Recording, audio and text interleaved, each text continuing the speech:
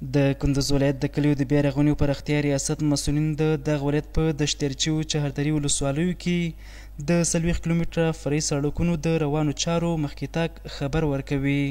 د دغې ادارې سیمې چارواک په خبره د یادو پروژو چارې به په نږدې راتلونکي بشپړې او خلکو ته به د تګ راتګ په برخه کې ګڼې اسانتیاوې رامنځته شي. د کندوز ولایت په چهردري او دشترچي ولسوالۍ کې تقریبا د 40 کیلومتره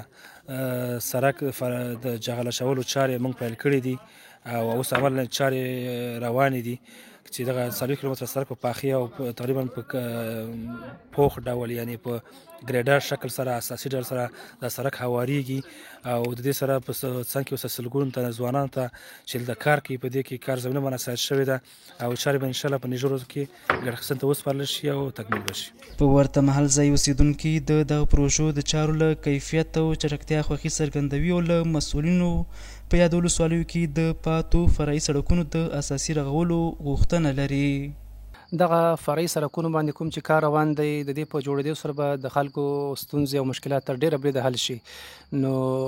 کوم سړکونه چې ارچي ولسوالۍ کې نور فرعي سړکونه چې خراب دي لا تر اوسه هم نه دي جوړ شوي، موږ هیله دا ده چې باید دغه سړکونه هم جوړ شي تر څو د خلکو مشکلات لا هم زیات حل شي. تقاضای ما از امارت اسلامی است که از